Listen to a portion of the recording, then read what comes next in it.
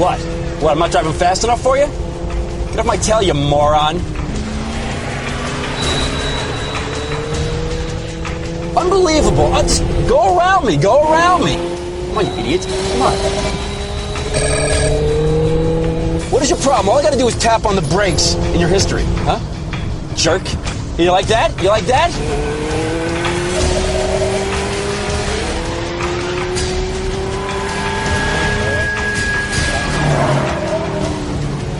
Unbelievable. No, you pull over. You pull over and I'll punch you in the head, idiot. I'm so sick and tired of people like that.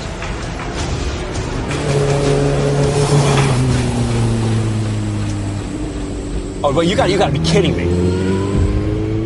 Oh, that is it. You are done. Come on, come on. Yeah, come on. Come on. Where are you, idiot?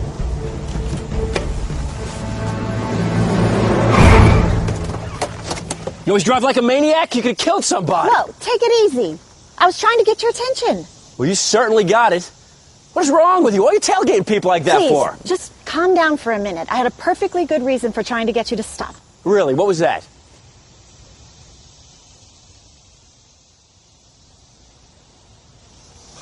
You're a pilot?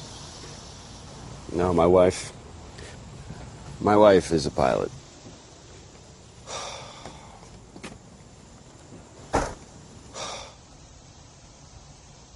Look, I owe you an apology. It's been a rough week, and it's already been an eventful morning. I mean, not that that's any excuse for... You look pretty tired. Hey, you sound like my wife. I guess it's just been a really long week. I gotta get to work. I got so many fires to put out today. Sorry I bit your head off, really. Yeah.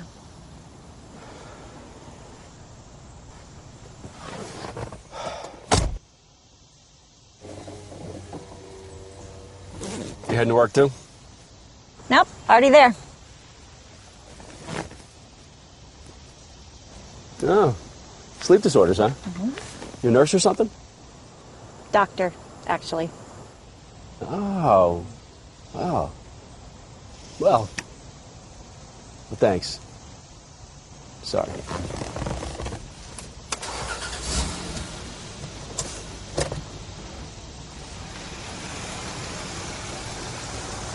Drive safe.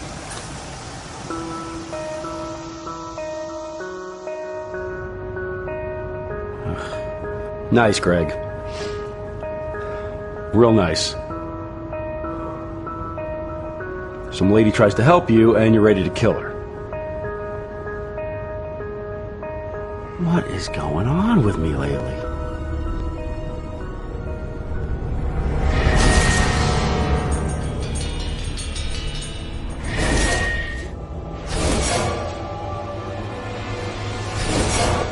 So, Mr. Anderson, you are 40, senior management at a major airline overseeing lots of people and equipment. Mm-hmm. Married, father of a teenage daughter. Mm-hmm. Your weight is normal, blood pressure is elevated, and your blood sugar levels look like they could use some improvement. I don't know. I feel kind of stretched lately. Look, Mr. Anderson, it's not rocket science. The advice I'm going to give you could apply to anyone in any industry, but I am not going to lie to you. You're going to have to break some bad habits and form some new, better ones. You're going to have to get a lot more rest. And when it comes to sleep, you're going to have to start taking some personal responsibility. Responsibility. Responsibility? What does she know about responsibility? You got thousands of lives and millions of dollars resting on your shoulders. She don't know what it's like. You've got to get more exercise and drink less alcohol. You work 60-hour weeks. You're constantly running up and down the stairs at the office and the maintenance facts. That's exercise. Yeah. After all that, you deserve to knock back a few cold ones, right? Absolutely. You're not indestructible. Everyone needs adequate sleep. 8 hours a night at least. 8 hours? Ridiculous. You don't have time for that. And what a sweeping generalization. We're all human. Yeah, maybe. But your job is tough. And you're tough. You don't need as much sleep as the next guy. Look, tell her we'll sleep when we're dead. Right now, we got work to do.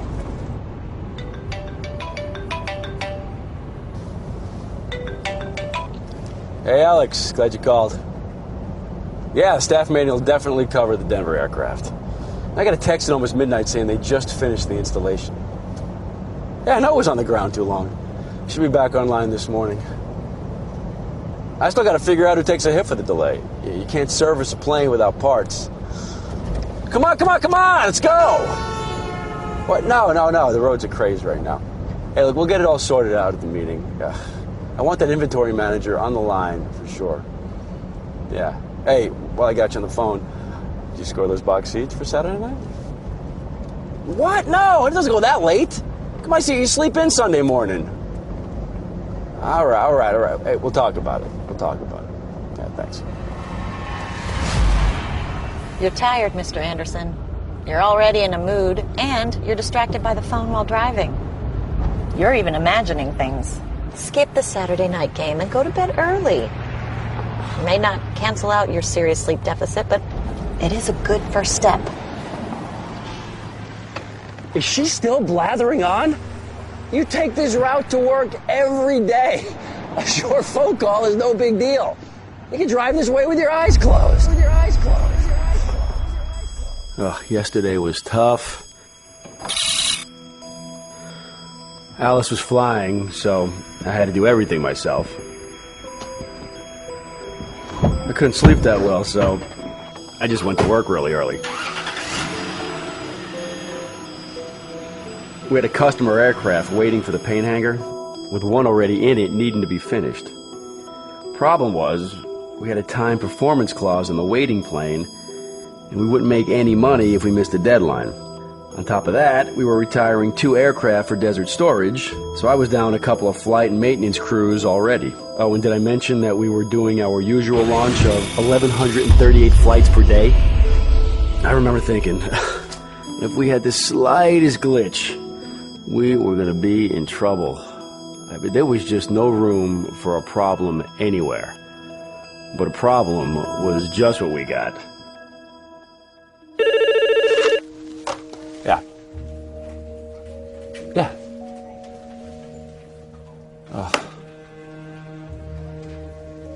Oh my God.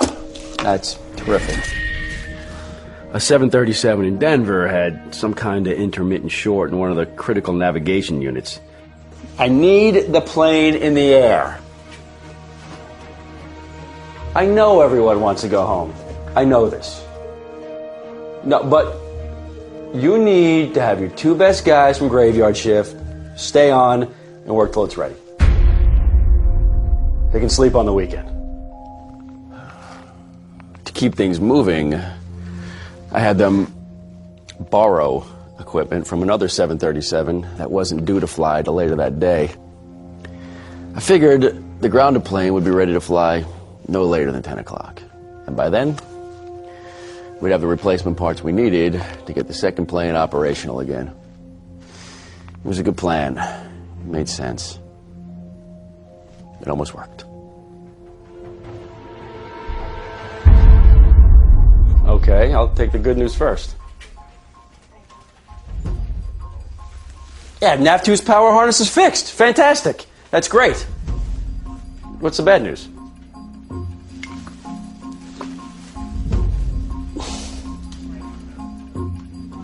How is that possible? How do you knock out NAV1 in the process of fixing NAV2? No, you don't forget and plug the unit in under power. Even the job card mentions a circuit breaker.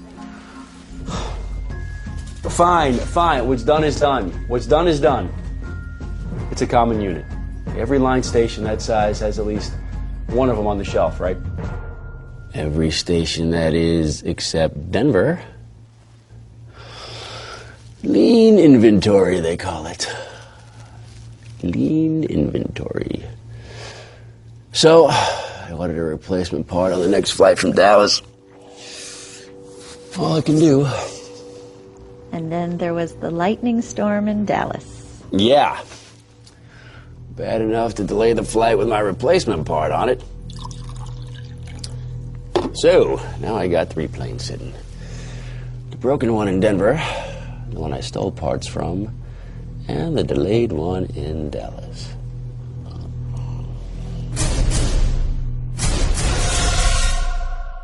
Of course it is. No wonder this airline is struggling. Yeah, send the graveyard guys home. Hey, make sure they brief the day shift on the entire situation before they go. Keep the day crew on the clock until the job is done. They can handle the extra hours. Weekend's only a couple of days away. Yeah, call me when it's done.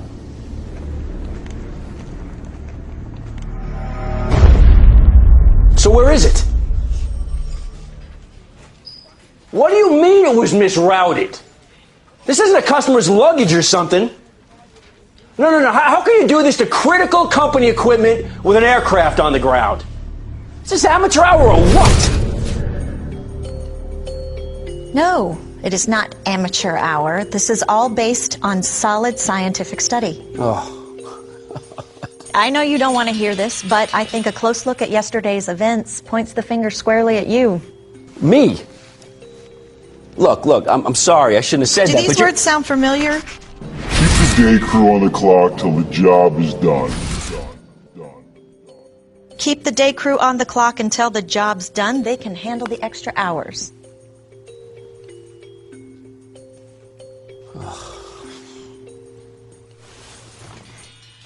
Humans have limits. The graveyard crew shorted Nav 1 around 9 in the morning. They'd only been on the clock 10 hours then, but they were coming off the worst shift possible. Extended hours combined with disrupted circadian cycles from working the night shift is probably enough to affect their performance. Oh, here we go again with science laying a guilt trip on us. How were you supposed to know those guys were going to make mistakes? You thought they'd at least follow the technical documentation, tired or not. Oh, and by the way, the fact is, graveyard shift workers do wake up near the end of their shift. That's why they have such a hard time going to sleep when they get home. So if anything, they were more awake when we had them work over than they were at the start of their shift. We were right to have them work on. Try explaining her crackpot theory at the staff meeting. See how far that gets us. Oh, what a day. 12 hours of insanity. What, was it a perfect storm or just a comedy of errors?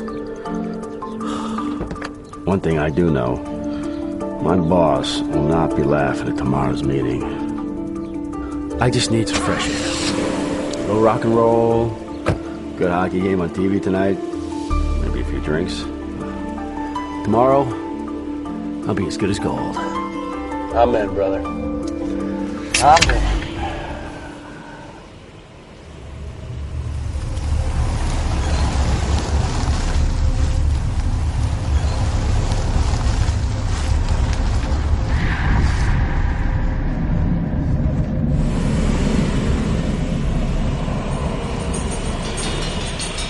You won't be any good to anybody if you don't get some quality sleep tonight.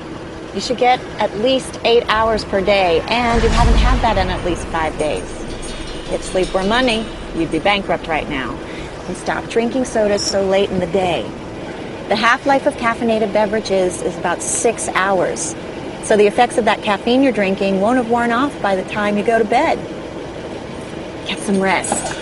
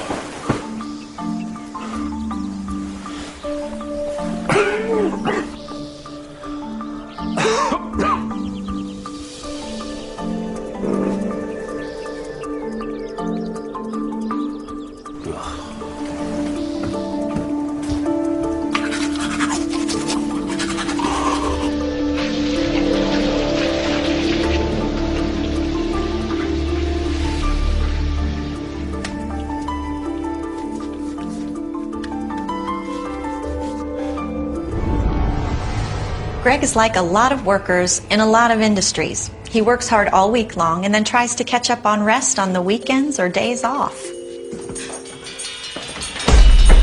Catch-up sleep is great, but towards the end of the work week, Greg's focus and clarity begin to wane. He's impaired. Heather, for the last time, let's go. It's time for school. I can't. I'm too tired. You have to. We're leaving in 10 minutes. Hello? I'm back. How was your flight? Long. Ugh. You don't look so good. Thanks. I just meant you look tired. So do you. I flew all night from Argentina. I am tired. Another flight on Sunday. Listen, could you take this uniform to the cleaners today? Tell them I'll pick it up tomorrow afternoon. Can't you go? I got a crazy day today. I've been in the air for 12 hours. I need to get some sleep. Forget it. I'll do it myself. You know, it was one suit, Greg. It wouldn't have killed you.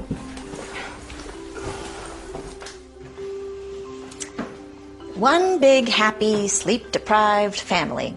At least Alice has an excuse. She's been working all night. She needs to get into a dark room and get some sleep. Hey, Alice. Change clothes and I'll take your suit this morning, okay? It's no big deal. Heather, let's go! Teenagers need a lot of sleep, more than adults.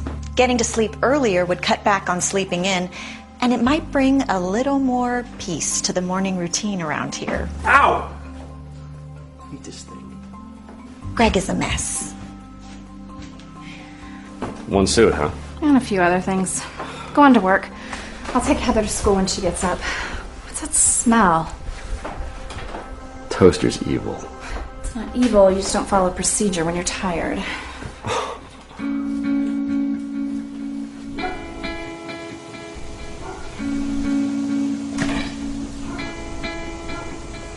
So, there he goes again, off to work. He's had poor sleep all week, mostly due to his own bad habits.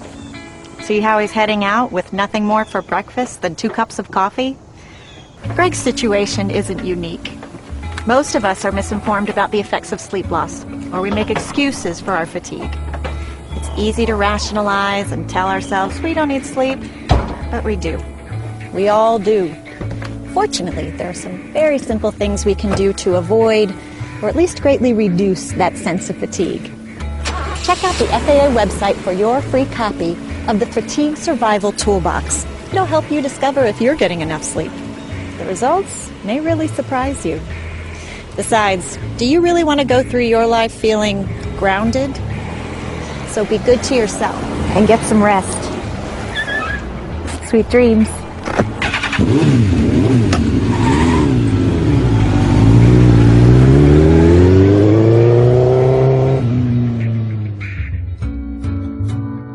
We hope that you enjoyed the video and learned that proper sleep is critical to your decision-making and problem-solving capability.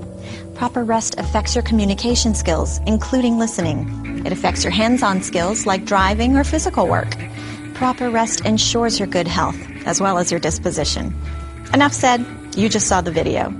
A couple of years back, Dr. Bill Johnson and Dagmar Midcap looked at Dagmar's sleep habits. They counted her sleep, and it did not add up. Does yours? Please review the Counting Sleep video, then go to www.mxfatigue.com to download your sleep diary and other alertness support materials.